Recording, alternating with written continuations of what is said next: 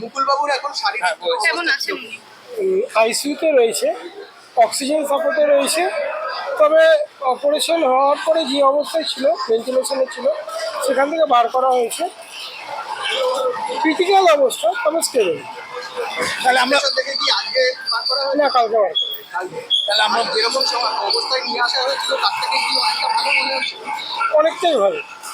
তাহলে আমরা বলতে পারি ধীরে ধীরে কি সুস্থতার পথে এগোচ্ছেন বা এরকম বলতে পারি বা আশা করতে পারি বিজ্ঞানের পরিভাষায় যেটা হওয়া উচিত সেভাবেই এগোচ্ছে এবং ডাক্তাররা যথেষ্ট চেষ্টা করছে, তাদের সহযোগিতায় উনি সুস্থতার দিকে ফিরছে।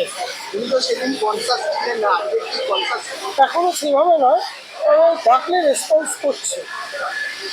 আর খাওয়া দাওয়া তো নর্মাল না। রাইস টিউবে দিতে হচ্ছে, তাই চিকিৎসকেরা কি করছে? টাইম লাগবে, যেহেতু ব্রেনের অপারেশন, তবে আস্তে আস্তে ঠিক হয়ে যাবে বলছে। আরো বেশ কিছু সমস্যা রয়েছে। সেগুলো এখন ঠিক আছে, সেগুলো ঠিক আছে। পারিপার্শ্বিক যে প্রবলেমগুলো ছিল সবটাই ঠিক আছে। যেটা মেন সমস্যা সেগুলিতে হয়েছিল, ব্লাড বেরোচ্ছিল এটা মাথা থেকে, সেটা এখন ঠিক আছে।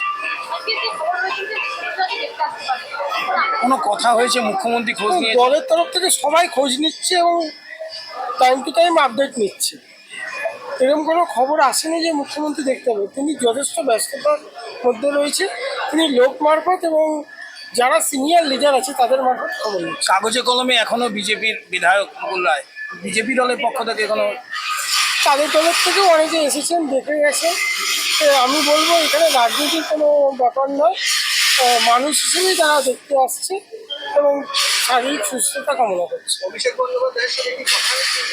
না, এখনও হয়নি। তিনিও ব্যস্ততার মধ্যে রয়েছে।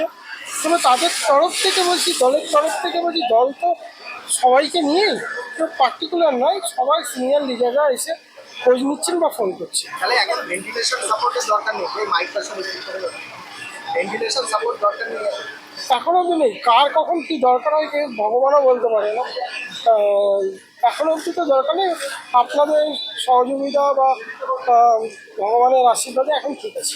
এবং কালকে জানা গিয়েছিল যে ডাকলে সারা দিচ্ছে না, আজকে ডাকলে সারা দিচ্ছে। আমি একটু আগে গিয়েছিলাম, হালকা রেসপন্স করলেন, কিন্তু কোনো কথা বলতে পারছি না। কিন্তু ঠিক আছে, থ্যাংক ইউ।